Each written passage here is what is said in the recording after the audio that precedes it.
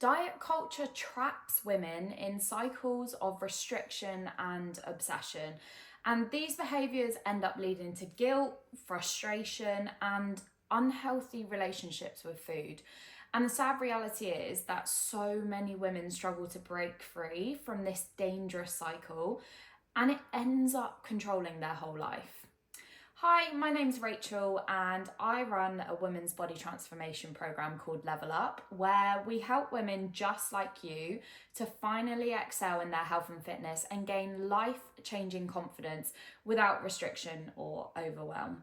In today's episode, I'm going to show you exactly why you need to stop dieting and finally start living so that you not only get the results that you want, but more importantly, you keep them. I've been a coach for 8.5 years, and it actually makes me so sad that despite there being so many advances in technology and the health industry as a whole, there are still far too many women stuck in the diet cycle. And at the start, the cycle doesn't seem too bad. It doesn't feel like it affects them too much, but the issue is, it's so hard to break free from. Therefore, before they know it, so many of them are stuck in it for years and years and years. And I even see it now affecting some women's children because it's taken over their life and their decisions and their thoughts and everything that they do around food that much. Fad diets, challenges, slimming clubs, injections, all of it. They all create fear and negative obsession around food.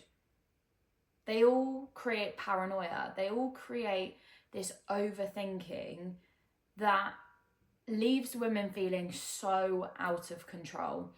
Often women are forced to restrict themselves, and so much so that then eventually leads to them binging and emotionally eating, which then in turn leaves them to feeling trapped and out of control around food. And the issue is, because these women have never been shown how to achieve results without strict diets, they feel like this is the only way to do it.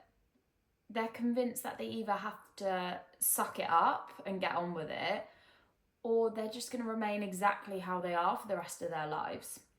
And the issue with that is they end up remaining how they are anyway because the diets never actually produce results. Some women might, get results for a few weeks, but because it's so restrictive, they end up giving up and they lose all of the progress that they've made anyway.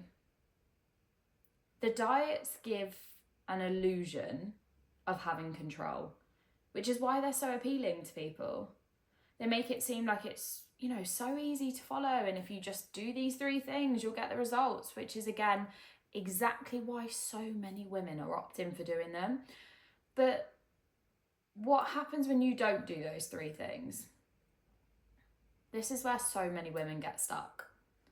They think, fuck this, throw in the towel, binge at the weekend, and then get ready to restart or start a new diet on Monday.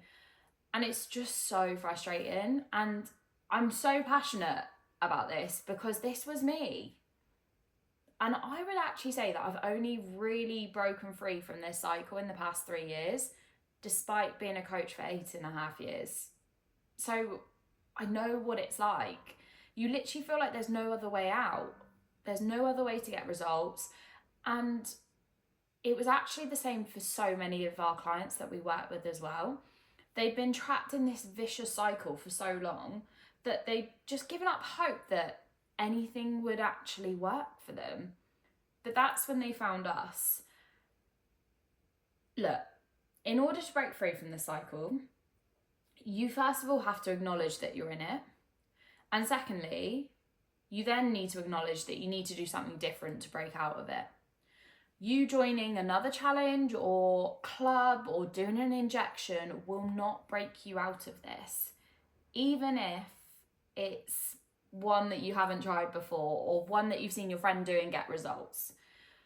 Right now, in this moment, you're in a place of scarcity restriction and overwhelm, you are not going to get out of that by adding more of the things that have caused you to feel that way.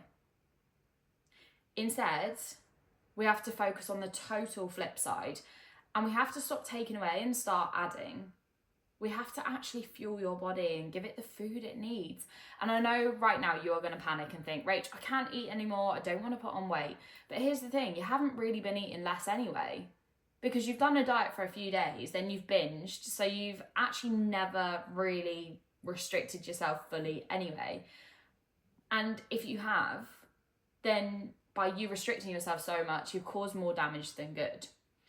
What you should be doing is adding more. Now, obviously take what I'm saying with a general view, because it's not as simple as just adding more, but that is the general gist of it.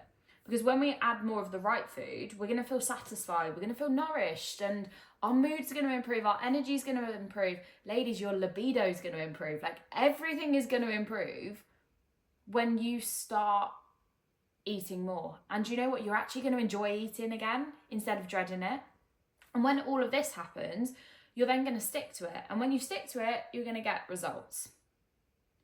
2 years ago, one of our old clients that we used to work with, Abby, joined Level Up.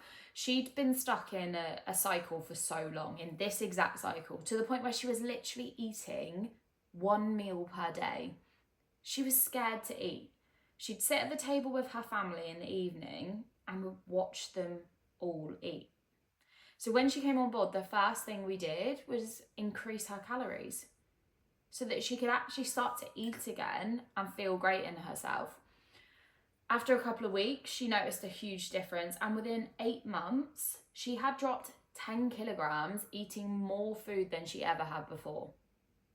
And by dropping those 10 kilograms, she felt more confident than she'd ever felt before. She felt amazing in a bikini. She took part in a Level Up photo shoot. And the reason all of that happened was because we gave her more food, and therefore she was actually able to stick to it. It didn't restrict her. She didn't have to miss out on a social life. She wasn't overwhelmed. In fact, she was actually, on the flip side, in total control, and that's why she got results. Food should fuel your life, not control it. Food will always control your life when you're stuck in this cycle. It doesn't matter what diet you try. It doesn't matter if it's less restricted than another one you've done. You're always going to feel this way. And I know some more of you are probably going to be thinking, well, Rach, like, I need to diet, I need to lose weight. And you are correct, of course, but the diet doesn't need to be super low calorie, restrictive and overwhelming. It doesn't need to control your life. It does need to be balanced and sustainable, because if it's not, you're not going to stick to it. And if you don't stick to it, you're not going to get any results. And I know you're going to see some coaches that out there that tell you that you need a lower calorie diet, because some people do. And look, there's a time and a place for that. But if you're currently stuck in this low calorie diet cycle anyway, the last thing you need is another low calorie diet cycle. That's the truth. There is always a time and a place for certain people where they might need their calories to be a little bit lower, but that must be monitored by someone that knows what they're doing. You shouldn't be doing that yourself by following a random diet that you have seen your friend do or seen someone advertise online. That's what you really need to understand. Every time you start a new diet, you are literally wasting your own time, and also you're probably wasting money. You know you're not going to stick at it, then you know you won't get results. But you're so sucked in by the marketing of quick results, or do this for 6 weeks and you'll lose 5 stone and run a marathon, and that you don't care. You become so desperate. And I'm actually not surprised. That is not your fault, but it is your fault if you keep doing it knowing that it won't work.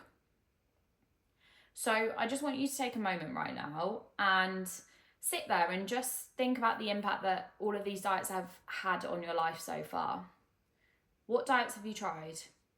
Challenges, slimming clubs, injections.